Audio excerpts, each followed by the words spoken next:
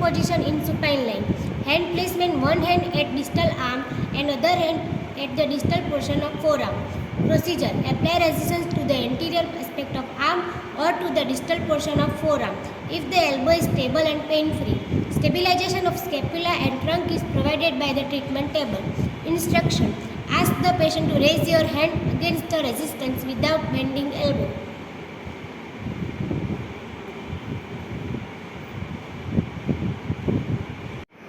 For shoulder extension, patient position in prone line, hand placement, one hand at the distal arm and other hand at the scapula to provide its stabilization. Procedure: apply resistance to the posterior aspect of the arm. Instruction: ask the patient to raise your hand without bending elbow.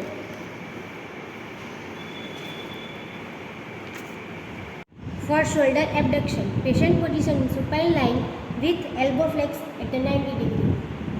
Hand placement, one hand at the distal portion of arm and other hand at the distal forearm.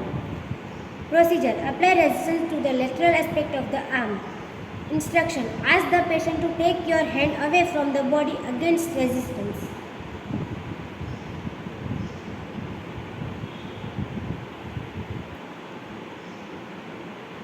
For shoulder external rotation, patient position in supine line, elbow flex at the 90 degree and position the shoulder in plane of the scapula. Hand placement, one hand at the distal portion of the forearm and other hand at the stabilize the clavicle. Procedure: apply resistance to the distal portion of forearm. Instruction: ask the patient to bring forearm towards the plinth in the backward direction.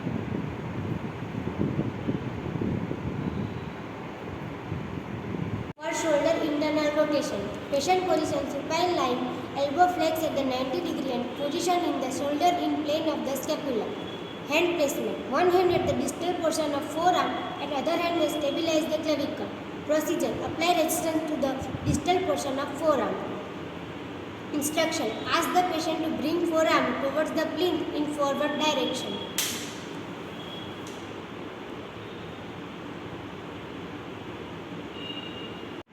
For elbow flexion, patient position supine line, hand placement, one hand at distal forearm and other at upper portion of the humerus.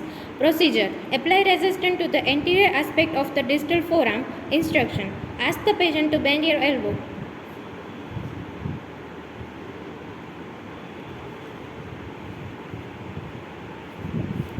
For elbow extension, patient position prone line, hand placement, one hand at distal part of forearm and other at distal arm.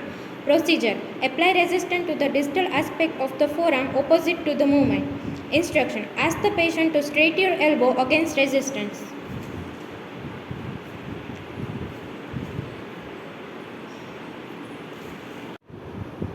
For forearm supination, patient position supine line with elbow 90 degree flex, hand placement, both hand at distal portion of the forearm.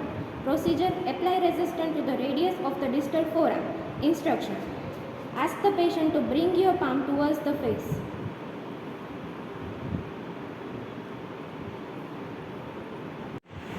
For forearm pronation, patient position supine line with elbow 90 degree flex, hand placement, both hand at distal portion of the forearm.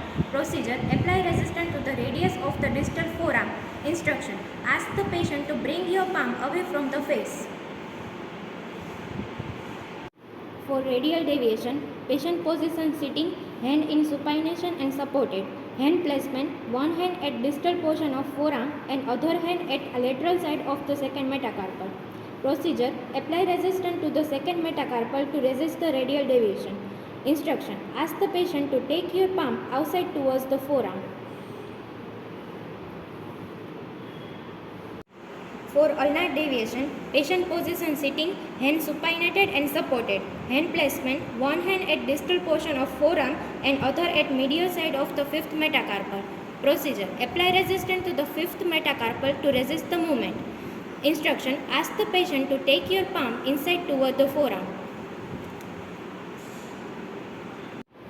For wrist flexion, patient position sitting with hand supported and fully supinated.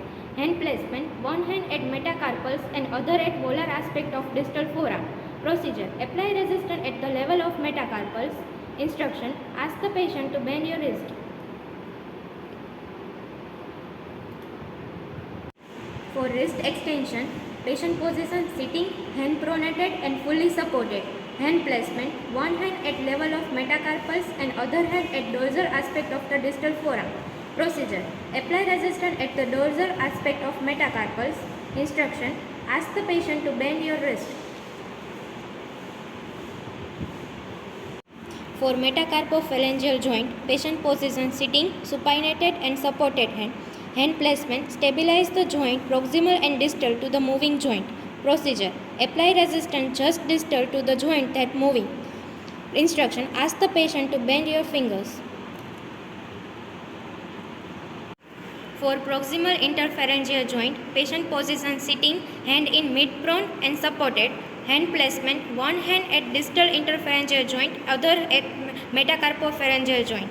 Procedure: apply resistance to the flexion of the proximal interphalangeal joint.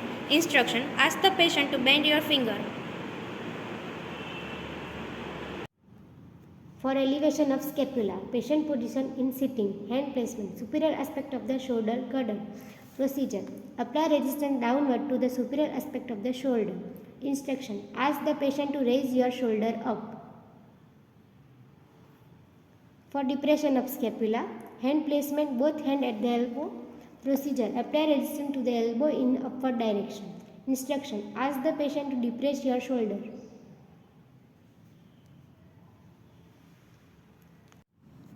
For protection of scapula, patient position in sitting, hand placement, anterior aspect of the shoulder. Procedure: apply resistance to the anterior portion of the shoulder at the head of the humerus. Instruction: ask the patient to bring shoulder forward towards each other.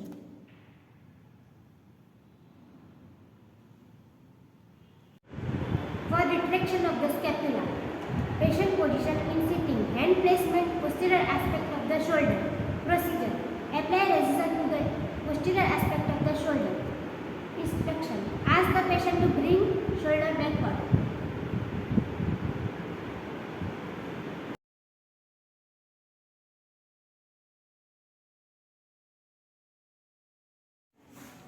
For mechanical resisted exercise, give dumbbell to the patient.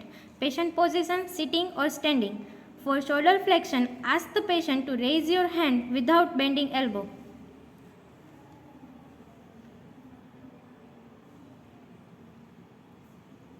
Now for shoulder abduction, ask the patient to take your hand away from the body without bending elbow.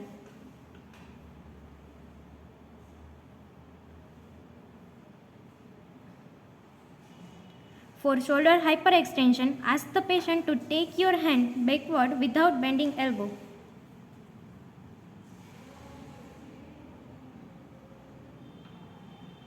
For internal rotation, patient position sitting with elbow 90-degree flex, ask the patient to take your hand towards your body.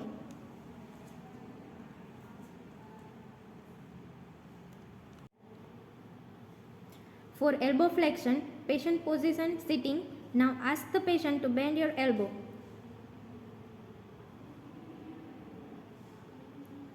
For elbow extension, ask the patient to flex your shoulder fully with 90-degree elbow flexion. Now straight your elbow upwards.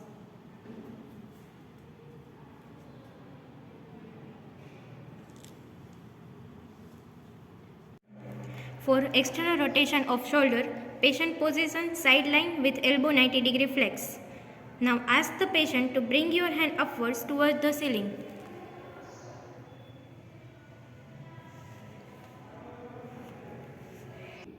For forearm supination, patient position sitting with elbow flex, hand mid-pronated and fully supported. Now ask the patient to bring your palm towards the ceiling. For pronation, ask the patient to bring your palm towards the ground.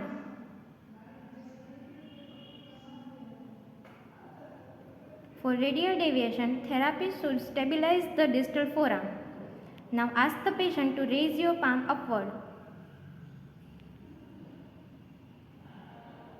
Now for wrist flexion, hand position fully supinated, ask the patient to bend your wrist.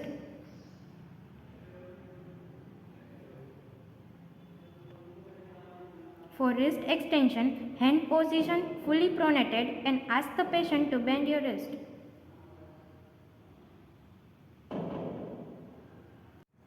For resisted exercise of the finger, give gripper to the patient. Now ask the patient to pull it.